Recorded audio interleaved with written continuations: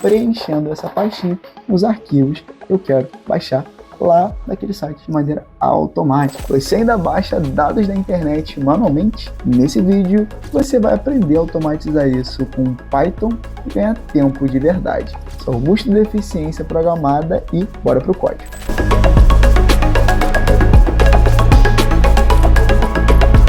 Então vamos lá. Começando aqui um código do zero para a gente fazer isso juntos. E o primeiro passo que a gente vai dar é não vamos começar pelo código. Vamos começar introduzindo, mostrando para vocês qual é a tarefa que a gente tem que automatizar, qual é o problema que a gente tem que resolver, beleza? Então a gente está lidando aqui com alguns dados de geração de energia de várias usinas de produção de energia elétrica no Brasil, seja aquelas fotovoltaicas, eólicas, hidrelétricas, tanto faz. A gente vai buscar esses dados, né, que são públicos, lá no site do ONS, que é o Operador Nacional do Sistema Elétrico, beleza? Aqui a gente tem vários conjuntos de dados públicos abertos para você, pessoa física ou qualquer um, acessar e fazer algumas análises. No nosso caso de hoje, vamos mostrar para vocês um problema que eu tive que enfrentar.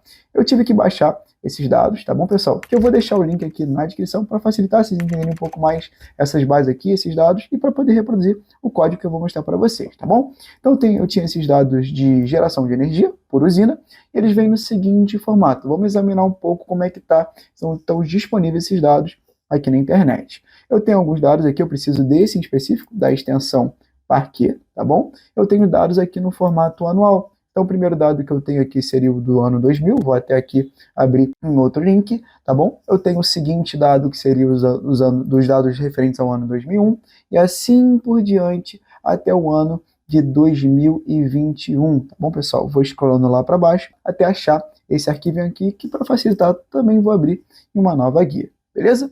Agora vamos dar uma examinada de como a gente buscaria, como é que uma pessoa comum baixaria, faria o download de todos esses dados. Provavelmente ela acessaria aquele link, acessaria aquele arquivo específico, que foi o que eu fiz aqui, nesses exemplozinhos aqui. Ela viria aqui nessa URL, clicaria nessa URL, em poucos segundos ele iniciaria esse download manual dos dados. Provavelmente ela teria que fazer isso para cada arquivo daquele catálogo. Lembrando que a gente está partindo de 2000 até 2021, nesse formato de arquivos anuais, tá bom? Isso demoraria certo tempo para ela fazer de maneira manual. Embora a pessoa tenha que fazer isso uma vez ou poucas vezes, é muito interessante você gastar um certo tempo tentando automatizar essa tarefa, porque você pode reaproveitar esse código, essa lógica, em outros, para baixar outros tipos de dados, até mesmo dentro do seu mesmo sistema, dentro do ONS, como por exemplo, se eu vier aqui em conjuntos de dados, para acessar outras bases de dados que a gente tem disponível, e acessar, por exemplo, esse aqui de dados hidráulicos, por exemplo, a gente consegue verificar, pessoal, que ele segue uma mesma estrutura, mas tem uma estrutura bastante semelhante àquele catálogo que a gente está tentando automatizar. Você pode pegar aquele código e reproduzir para essa página aqui, assim você ganha eficiência, vai num efeito bola de neve,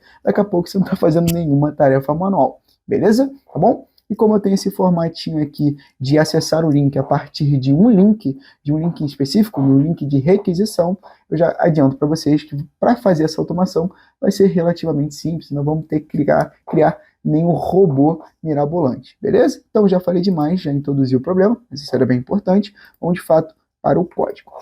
Aqui, vamos começar importando duas bibliotecas. Biblioteca Request, para a gente fazer essas requisições HTTP e fazer essa interação com os serviços da web, que é o que a gente vai fazer hoje, tá bom, pessoal? E a biblioteca OS para manipulação de pastas e arquivos. Afinal, a gente vai ter que organizar, manipular aqueles arquivos que a gente está fazendo o download na internet, tá bom? E o bom é que ambas essas bibliotecas são built-in do Python, ou seja, elas já vêm com o Python assim que você instala ele na sua máquina. Então você não vai ter que fazer nenhum pip install, algo desse gênero, tá bom? Basta você executar esse bloco aqui e já vamos partir para o nosso código principal, beleza? Então vamos relembrar lá. Para facilitar, pessoal, eu copiei cada linkzinho desse que eu separei, né? Os dados do ano 2000, o dado do ano 2001 e o último da minha série, 2021.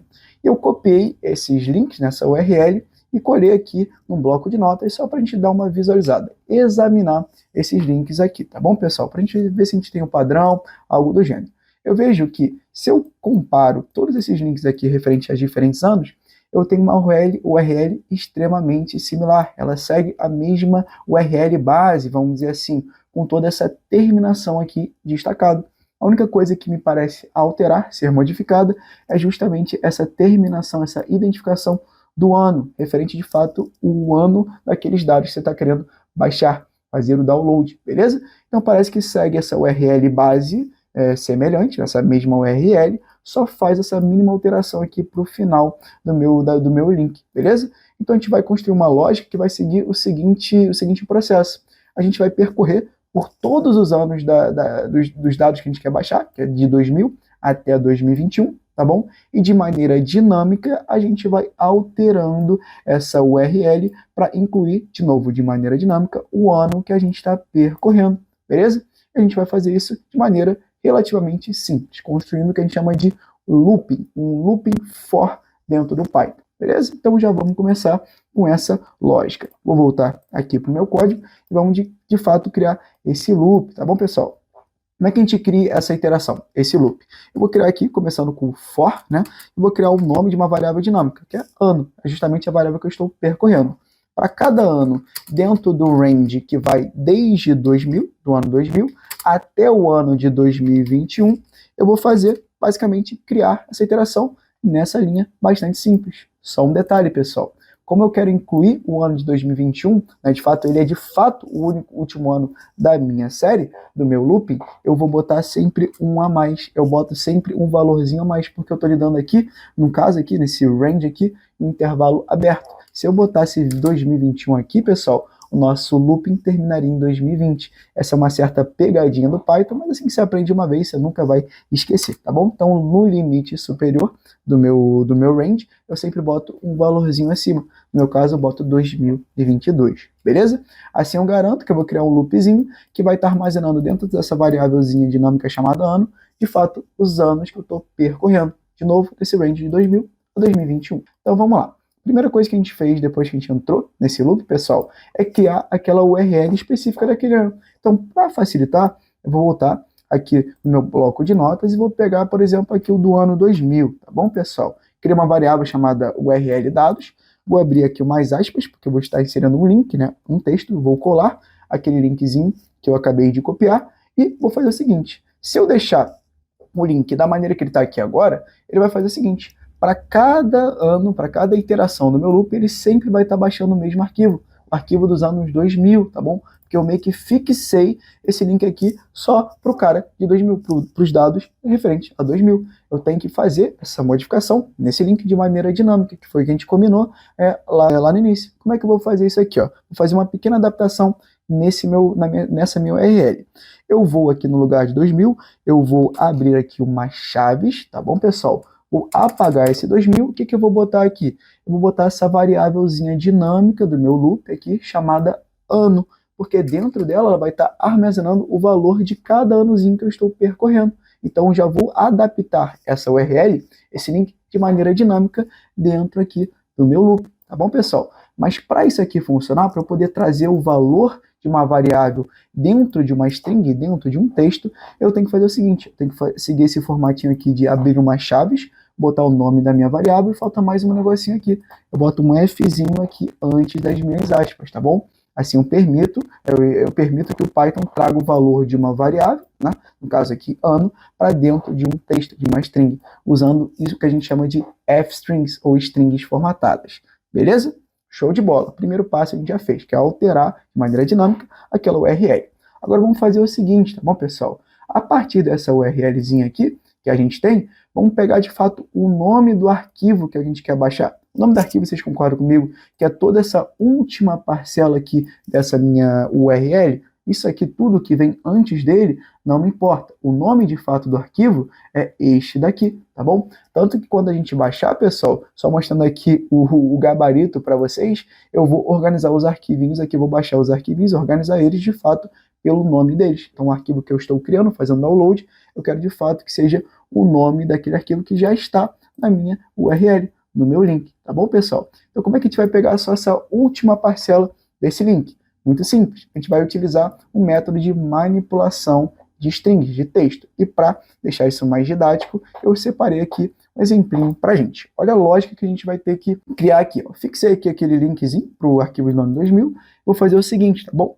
Eu vou pegar essa minha string, que eu chamei de S, tá bom? Tá nessa variável S. Vou usar um método chamado split, beleza? Vou aqui abrir uma aspas e vou passar o caractere que eu estou querendo quebrar essa minha string. Porque qual vai ser a lógica? Vou explicar para vocês. Preciso pegar essa última parcela aqui, o que vem depois dessa barra. Então, olha o que eu vou fazer. Eu vou quebrar esse meu texto inteiro aqui em diferentes elementos, em que cada um desse elemento sempre é o texto que está sempre dentro de um separador específico. No meu caso aqui, a barra, tá bom? Eu vou botar aqui a barra como separador desse meu texto. Vou botar aqui, ó, inserir aqui como argumento desse métodozinho split, tá bom? Assim ele vai me gerar, só para mostrar para vocês, olha que interessante, ele me gera uma lista em que cada elemento é sempre o texto que vem dentre os separadores o separador que eu defini, que no caso é a barra, tá bom? Então, por exemplo, aqui, esse elementozinho aqui é todo esse texto aqui que está dentro desse intervalo de duas barras, tá bom? E olha que interessante, o último elementozinho da minha lista é justamente o nome daquele arquivinho que eu quero. Então, como é que eu acessaria o último elemento dessa lista, que é o que eu quero? Depois que eu faço esse método, aplico esse método, eu abro um colchetezinho e acesso o último elemento da minha lista. Como é que eu posso acessar ele? Posso abrir colchetes e botar o índice -1, tá bom, pessoal? Vamos ver se vai dar certo. Show de bola. Já conseguimos pegar o nome daquele arquivo de maneira automática, de maneira dinâmica, tá bom? Então, só criei uma variávelzinha aqui chamada nome do arquivo. Eu vou pegar justamente essa minha variável, URL dados, que está armazenando esse texto, esse link, né, esse URL, essa string, vou chamar ela, vou usar aquele métodozinho split, vou separar esse meu texto, né, quebrar esse meu texto pela barra e acessar o último elementozinho lá que a gente sabe que é o nome desse arquivo, beleza? A última coisa que a gente vai fazer é o seguinte, a gente não precisa só do nome do arquivo, a gente precisa do caminho completo onde a gente vai salvar esse arquivo, tá bom, pessoal? Já dou uma dica aqui para vocês, vou passar de certa forma rápido nessa lógica aqui, porque eu já ensinei de maneira detalhada todo esse entendimento de arquivos, caminhos, como é que a gente identifica caminhos, a importância de identificar caminhos para o Python no videozinho de automação local, né? Como automatizar pastas e arquivos com Python, que eu vou deixar aqui no link na descrição para vocês terem como referência e consultarem aquele videozinho também e ficar ainda mais craques em automação de dados no geral. Beleza? E qual vai ser o caminho que a gente vai salvar, pessoal? Eu mostrei aqui para vocês o caminho que a gente tem de exemplo, né, de gabarito, e eu quero, para facilitar, salvar dentro dessa pastinha que está vazia, que eu chamei de test, tá bom? Então, olha onde é que está essa pasta onde eu quero salvar os meus dados. Ela está, primeiro, no arquivo, né, no diretório desse meu projeto, que eu estou fazendo aqui, esses meus códigos, onde estão os meus códigos, onde está essa pasta desse meu projeto. Depois que eu acesso essa minha pasta de projeto, eu preciso acessar essa pastinha chamada data, nessa subpasta chamada data, e dentro dela eu preciso acessar outra subpasta chamada test, beleza? Então, o caminho que eu vou salvar os meus dados é dentro dessa pastinha aqui, essa pastinha chamada test, tá bom? Tanto que quando eu passo o mouse em cima dele, olha todo esse caminho que ele mostra no meu pop-up. É justamente esse caminho que eu preciso passar para o Python para ele salvar exatamente no local que eu quero. E como é que a gente vai fazer isso, tá bom, pessoal? Eu vou chamar a minha biblioteca OS, que eu importei aqui em cima, vou acessar um módulo chamado path dessa biblioteca e vou chamar aqui uma função chamada join, né, que me permite juntar arquivos, tá bom? E qual o primeiro juntar caminhos. E qual o caminho inicial que eu vou acessar? Como eu disse para vocês, a pasta do meu projeto, o diretório onde está esse meu código, tá bom? Onde eu estou rodando o meu projeto. Como é que eu consigo isso de maneira automática, tá bom? Usando a biblioteca OS. Posso chamar aqui a biblioteca OS, só como exemplo para vocês. Posso usar um método chamado getCwd. Não preciso passar nada como parâmetro. Ele já passa certinho para a gente o caminho onde está esse meu arquivo, esse meu projeto, tá bom? Então vamos lá. Qual o primeiro arquivo que eu quero partir? Eu parti o caminho de entrada, tá bom, pessoal? Eu vou aqui justamente acessar o diretório desse meu projeto, que eu faço isso usando essa funçãozinha getCwd. O segundo caminho que eu preciso acessar é justamente essa pastinha data aqui, tá bom, pessoal? Então posso abrir uma aspas aqui e escrever o nome daquela pastinha. E dentro dela eu quero acessar essa subpasta chamada test. Então de novo aqui, depois eu vou separando por vírgula os caminhos que eu quero juntar, tá bom? E essa é a minha última pasta que eu tive que acessar. Só falta uma coisinha. Eu quero salvar o meu arquivo, né, esse nome do arquivo, dentro desse caminho. Então, o meu último elemento aqui é justamente o nome do meu arquivo, nessa variávelzinha nome arquivo. Assim, pessoal, dentro dessa variável eu tenho um caminho completo do arquivo onde eu quero salvar. beleza? Não só o nome dele, mas o caminho completo para salvá-lo localmente, beleza? Agora vamos fazer a parte mais importante do nosso código, tá bom? Que é justamente fazer aquele download de maneira automática. E como é que a gente vai fazer isso? Como é que a gente fez isso de maneira manual? É simplesmente o usuário vindo ali, entrando no link daquele arquivo específico, aquele arquivo manual específico, clicando nessa URL, que em segundos ele já vai fazer aqui o download desses dados, tá bom? Então é literalmente o usuário vindo aqui, clicando, fazendo uma requisição para este link aqui, beleza? E como é que a gente faz isso de maneira automática? Justamente usando a biblioteca request, beleza? Como é que a gente vai fazer isso? Eu criei uma variável chamada resposta para armazenar a resposta dessa requisição que a gente vai fazer, tá bom? Como é que a gente vai fazer essa requisição? Olha, a gente vai primeiro chamar a biblioteca request, que a gente importou lá em cima. Vamos usar um método, uma função chamada get, né? Eu vou enviar uma requisição para aquele link, para aquele serviço web. Então, eu vou usar essa função get. O que eu vou passar dentro dessa função? A URL em que eu estou querendo fazer essa requisição, essa chamada. Onde é que ela está? Está dentro dessa variável URL dados, tá bom? Então eu passo aqui, ó, URL dados, beleza? Só isso que eu preciso passar, tá bom? E é o seguinte, pessoal, essa resposta, ela vai poder ser bem sucedida ou não, beleza? Caso ela seja bem sucedida, quer dizer que, show, o arquivo está pronto ali para ser baixado, já que a sua requisição foi aceita, foi autorizada, ela teve sucesso, beleza? E caso eu não tenha sucesso, show, a gente não vai conseguir fazer o download desses dados. Então vamos primeiro fazer essa verificação, se essa requisição deu sucesso ou não, e se ela deu sucesso, beleza? A gente faz o download desses dados. E como é que a gente tem noção se deu sucesso ou não, se deu certo ou não? A gente pode acessar o status dessa requisição, tá bom, pessoal? Eu já adianto para vocês que, por padrão aí, pessoal, na comunidade, enfim, o status que referencia que deu sucesso àquela requisição é o status 200. Então, vamos fazer essa conferência, tá bom? Como é que eu vou conferir o status, né? Como é que eu acesso o status da minha resposta?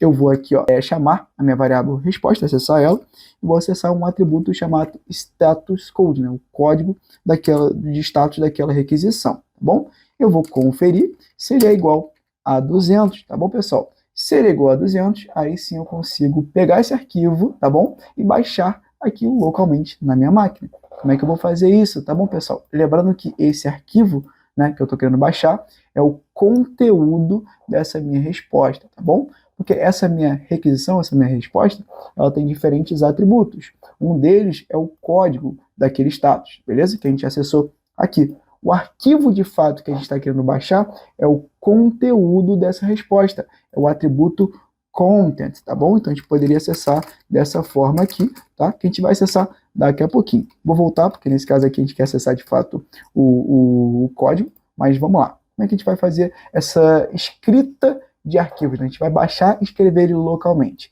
Vou começar aqui escrevendo with, aqui no Python, tá bom? Eu vou fazer o seguinte, eu vou chamar uma função chamada open e vou passar o quê? O caminho do arquivo que eu estou querendo salvar. Tá dentro dessa variável aqui, caminho salvar, beleza? E eu vou fazer o seguinte, eu preciso passar outro argumentozinho para essa minha função, além do arquivo que eu estou querendo salvar, beleza? É o modo que eu estou querendo tratar esse arquivo. Nesse meu caso aqui, basicamente você vai usar ou o modo de leitura, em que você está lendo o arquivo, ou o modo de escrita, writing, que você está escrevendo, baixando ou salvando o arquivo localmente. No nosso caso, a gente está lendo o arquivo? Não, está baixando, está escrevendo ele localmente. Então vou abrir aqui uma aspas e escrever WB, para o Python entender isso. Se eu botasse R, ele estaria entendendo que eu estou lendo o arquivo, que no nosso caso está escrevendo, beleza? Eu só vou identificar todo esse objeto aqui, né, todo esse arquivo que eu estou querendo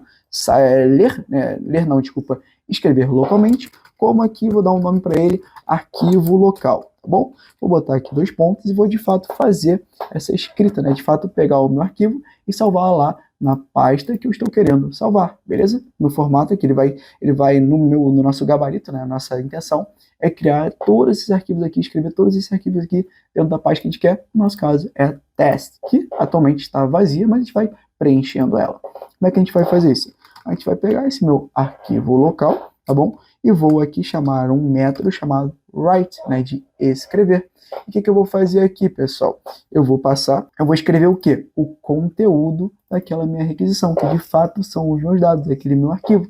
Então, o que eu vou escrever localmente? O que eu vou salvar localmente? Vou pegar aqui a minha resposta e vou acessar o atributo de content, né, de conteúdo dessa resposta. O que ela está contendo? É justamente esse arquivinho que a gente quer baixar, salvar localmente. Só nessa brincadeira aqui a gente já consegue fazer esse download tranquilamente. Até botei uma mensagem aqui de sucesso, né? Arquivo salvo com sucesso. E o nomezinho do arquivo, de novo, usando aquela estrutura de fstrings, tá bom?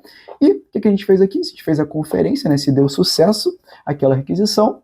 E a outra conferência, eu posso botar só um else aqui, significa que eu tive um erro nessa minha requisição. Eu não consegui baixar aquele arquivo em específico, tá bom? Eu até botei aqui para ficar mais user-guided, né? Mais orientado ao usuário. Eu botei aqui que tive um erro ao baixar o arquivo tal, né? Aquele arquivo que eu estou percorrendo, iterando, e o código daquela minha resposta é o seguinte: eu acessei de novo aquele atributo status code, para ele visualizar qual foi o código, né? Qual o código que está dando desse erro, para depois ele poder investigar qual é esse código indica o quê? Qual o erro? Por exemplo, aqui, se eu tenho status de 403, a minha requisição não foi autorizada, não tenho acesso àquele link, àquele serviço da web, tá bom? Ou se eu tive um erro 500, por exemplo, isso envolve um erro do servidor, nada em relação ao usuário, um problema lá no serviço da web, beleza? Então só deixei aí esse tratamento, né, quando eu não tenho sucesso na minha resposta, eu printo aqui na minha tela justamente essa mensagem um pouco mais orientada ao usuário resolver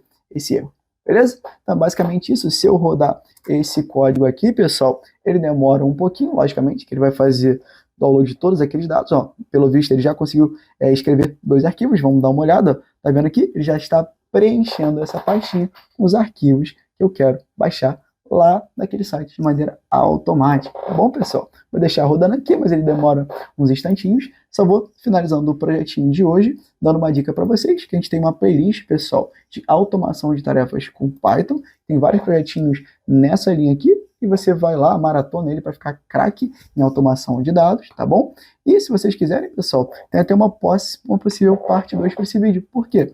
Se eu vier aqui de novo lá naquele meu link, e se eu passar de 2021 e para arquivos mais recentes, que é 2022, eu vejo que o formato muda, tá bom? Eu não tenho mais aqueles arquivos anuais, tenho arquivos agora mensais. Isso leva uma modificação no nosso código. A gente não pode usar exatamente o código que a gente construiu aqui, senão daria ruim. A gente teria que fazer um outro formatinho aqui, uma outra adaptação, e pode ser uma parte 2 para esse vídeo aí, beleza? Então já deixa o like aí se você quiser e se inscreve para não perder os próximos vídeos e talvez essa parte 2 aí. Não esquece também de conferir o link na descrição para várias recomendações de estudos, principalmente essa playlist de automação.